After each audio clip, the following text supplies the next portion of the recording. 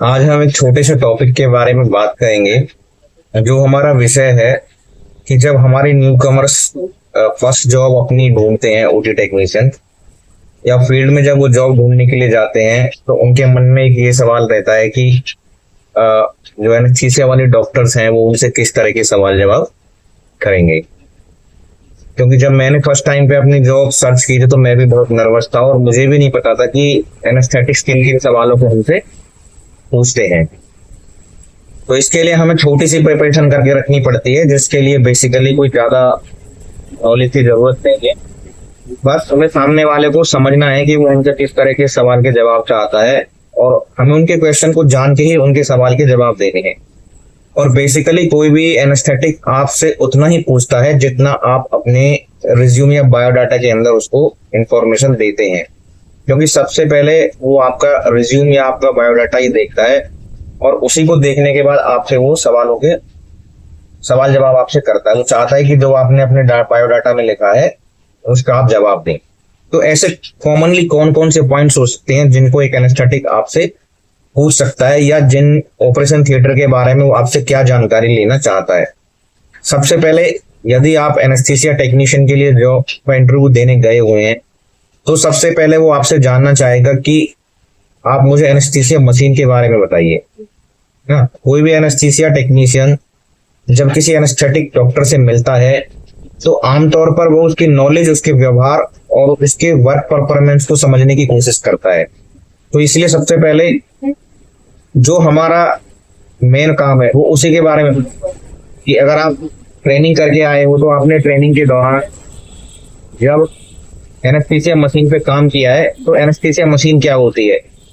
Anaesthesia machine में basic से जो पार्ट्स होते हैं उनके बारे में पूछ सकता है, जैसे कि सीवोफ्लोरिन के वेपोराइजर्स हैं, रोटामीटर हैं, O2 फ्लश बटन क्या होता है, ऑक्सीजन सिलेंडर और नाइट्रस सिलेंडर कहाँ लगे होते हैं, पिन इंडेक्स सिस्टम क्या होता है। ये इस तरह के छोटे छोटे से सवाल हैं जिनके बारे में वो आपसे जवाब मांगना चाहेगा। वो आपसे एक कॉमन ये सवाल भी कर सकते हैं कि बॉयल्स मशीन क्या होती है। ये कंफ्यूजन क्रिएट करता है कि बॉयल्स मशीन और एनेस्थीसिया मशीन क्या है।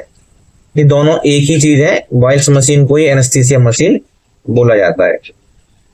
तो आपसे वो वेपोराइजर के बारे में, फ्लोमीटर के बारे में, रोटामीटर के बारे में और ब्रीथिंग सर्किट के बारे में, HME फिल्टर्स के बारे में, ऐसे सवालों के आपसे जवाब जानने की कोशिश करेगा।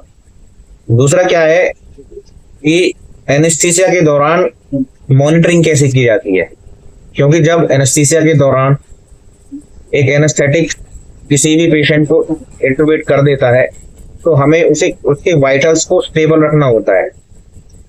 हमें उस पेशेंट्स के जो मॉनिटर्स और वाइटल्स चल रहे होते हैं, जो पेशेंट के लिए रिक्वायर्ड वाइटल्स हैं, उस मॉनिटर पर उन्हें मेंटेन करके रखना है। तो मॉनिटरिंग से ऐसे कौन कौन से जुड़े हुए सवाल हैं जिनको कोई एनेस्थेटिक आप लोगों से पूछ सकता है, जैसे कि ECG हो गई, पल्स ऑक्सीमीटर हो गया। यदि आपका पेशेंट इंट्यूबेट है तो EtCO2 मॉनिटरिंग हो गई, कैप्नोग्राफ हो गया या टेम्परेचर प्रोब हो गया, NIBP हो गया, IBP हो गया। और दूसरा आपसे वो जानना चाहेगा CVP के बारे में। तो ये कुछ ऐसे क्वेश्चंस हैं जिनके आंसर आपको पता होना चाहिए। छोटी छोटी चीजें हैं और वो इन्हीं चीजों के बारे में आपसे जानना चाहेगा। एक कॉमन सी बात और हो सकती है कि वो इनके अलावा आपके ड्रग्स के बारे में भी पूछ सकता है। यानी कि वो क्वेश्चन कर सकता है आपकी ऐसी कौन सी कॉमनली ड्रग्स हैं जो आप ऑपरेशन थिएटर के अंदर यूज करते हो। तो उन ड्रग्स में आपको कॉमनली याद होना चाहिए, आप प्रोपोल यूज करते हैं, उसके अलावा आप थायोपेंटिन यूज करते हैं, उसके अलावा स्कोलिन यूज करते हैं, केटामिन यूज करते हैं, एटोमिडेट यूज करते हैं, एट्राकोरेनियम यूज करते हैं। मसल रिलैक्सेंट में आप स्कोलिन यूज करते हैं, उसके अलावा मसल रिलैक्सेंट में आप रोक्रेनियम यूज करते हैं। इन सब की डोज आपको पता होना चाहिए, इन सब का एक्शन ऑफ टाइम आपको पता होना चाहिए। ठीक है, ये कुछ ऐसे पॉइंट्स हैं। दूसरी बात, आपसे अगर वो एक एडिशनल सवाल करता है कि RSI के लिए हम कौन सी ड्रग यूज करते हैं, तो इसका जवाब मैं आपको देता हूँ कि RSI के लिए हम स्कोलिन का यूज करते हैं। स्कोलिन जो रैपिड सीक्वेंस इंट्यूबेशन है। उसके बाद आपसे वो डिस्कशन करना चाहेगा OT स्टरलाइजेशन के बारे में कि आप OT को क्लीन कैसे करते हो। कोई पॉजिटिव केस हुआ है तो उसके इक्विपमेंट्स को कैसे क्लीन किया जाएगा, आईपो यूज करते हो या नहीं करते हो, ओटी फ्यूमिगेट करते हैं या नहीं करते हैं, ओटी का टेम्परेचर कितना मेंटेन करके रखते हैं, ओटी के अंदर ह्यूमिडिटी कितनी रखी जाती है, ओटी के अंदर एयर फ्लो किस टाइप का होता है, ओटी के अंदर एसी किस टाइप के लगे होते हैं, सक्शन के अंदर कितना प्रेशर होता है, नेगेटिव होता है या पॉजिटिव होता है, सेंट्रल सप्लाई को की सिस्टम को क्या बोला जाता है, उसको DISS बोला जाता है, डायमीटर इंडेक्स सेफ्टी सिस्टम। ठीक है, इसके अलावा आपसे कुछ ऐसे सवाल होंगे मतलब जो कुछ नहीं पूछे जाएंगे, यानी कि आप रहते कहाँ हो, आपके फादर क्या करते हैं, आपकी माता जी का क्या करते हैं, घर में कितने भाई बहन हो, इस तरह आपकी एजुकेशन कहाँ हुई, तो ये सब तरह के सवाल जवाब भी आपसे हो सकते हैं।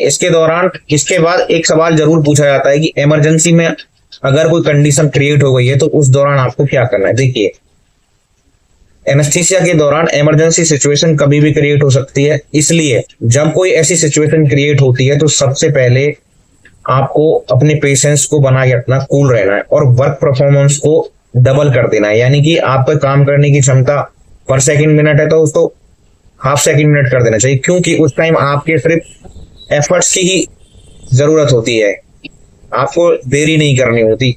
आप जो आपके कार्डियक अरेस्ट की मेडिसिन है, उनका जो ट्रॉली है वो प्रिपेयर है या नहीं है, अगर है तो कहाँ पे रखना है। CPR अगर शुरू हो गया है तो आपको अपनी वेट, यानी कि अगर एक बंदा CPR दे रहा है उसके बाद किसको CPR देना, ये सब आपके दिमाग में रहते चलना चाहिए। अगर एनेस्थेटिक्स किसी ड्रग्स को लोड करने के लिए बोल रहे हैं तो ऐसा ना हो कि सारे लोग ड्रग्स लोड करें। ये देख लेना है कोई बंदा ड्रग्स लोड कर रहा है या नहीं कर रहा है, तो अगर नहीं कर रहा है तो आपको बोलना किसी को नहीं करना है, या किसी को सक्शन के लिए बोला है तो सब लोगों को सक्शन की तरफ ही नहीं दौड़ना है, किसी को ET ट्यूब के लिए बोला है तो ऐसा कुछ नहीं करना है। आपको उस टाइम पे अपने कंसंट्रेशन को रखना है, अपने माइंड को प्रेजेंट करते हुए काम करना है ताकि उस पेशेंट की जान बचाई जा सके। जब मैंने फर्स्ट टाइम इंटरव्यू दिया हुआ था तो मुझसे एक एनेस्थेटिक जो डॉक्टर थे उन्होंने सवाल किया था कि आपके पास एक ऐसा पेशेंट आया है जिसको ये मैंडिबल फ्रैक्चर हो गई है और उसको माउथ में ब्लड भरे जा रहा है और आप सक्शन भी कर रहे हो लेकिन आप कुछ देख नहीं पा रहे हो, उसको ब्लीडिंग बहुत ज्यादा हो रही है, तो उस टाइम आप क्या करोगे? जब माउथ के अंदर ब्लड भरा है, आप कंटिन्यूस सक्शन कर रहे हो और ब्लड इतनी तेजी से आ रहा है कि आप सक्शन नहीं कर पा रहे हो, तो उस टाइम पे जब मैंने अपना फर्स्ट इंटरव्यू दिया था तो मैंने उनको बोला सर हम आईजेल डाल सकते हैं, LMA डाल सकते हैं, बट लेकिन जब हमें कुछ दिखाई नहीं दे रहा है माउथ के अंदर तो हम सक्शन करते हुए भी आईजेल LMA कैसे डाल सकते हैं। तब उन्होंने मुझे बोला था कि आपको, मैंने बोला सर ट्रेकियोस्टमी कर सकते हैं, लेकिन ट्रेकियोस्टमी करने में टाइम लगता है, ट्रेकियोस्टमी करने में टाइम लगता है तो ट्रेकियोस्टमी पॉसिबल ही नहीं है। उन्होंने मुझे बोला था कि 12 नंबर या कोई कैनुला आता है उसको यहाँ पे क्रिपाइड प्रोसेस के अंदर सीधा डाल देते हैं और फिर उसके अंदर से छोटी ट्यूब चली जाती है, तब उस पेशेंट को हम आराम से वेंटिलेट कर सकते हैं, उसके बाद हम जो चाहे वो कर सकते हैं।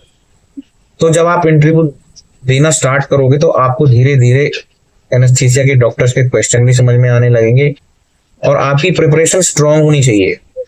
आपके इंटरव्यू में थ्योरी काम करेगी और आपकी OT के अंदर आपका प्रैक्टिकल वर्क काम करेगा, तो दोनों चीजों का आपको कॉम्बिनेशन बना के रखना है। कोई भी इंटरव्यूअर आपके फेस एक्सप्रेशन को ही पढ़ता है, वो यही देखता है कि आप किसी सवाल का जवाब कैसे दे रहे हो या आपके उस टाइम पे फेस के एक्सप्रेशन क्या है, वो समझ जाता है कि आपको कितना काम आता है। दूसरी बात, हमेशा अपने रिज्यूम में वही चीजें लिखें जिनके बारे में आप जानते हो। Honesty is the best policy.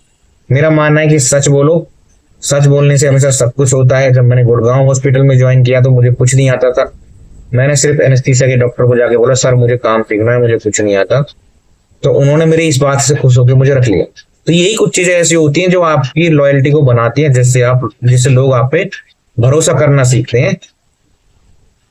और अलग से इंटरव्यू में कोई ऐसे सवाल जवाब नहीं होते, होंगे तो 2-4 सवाल जवाब ऊपर होंगे, अलग से होंगे, बस किसी के माइंड में कुछ आ गया, तो ऐसा कुछ हुआ नहीं है।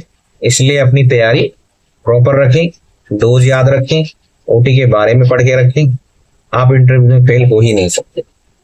Thank you.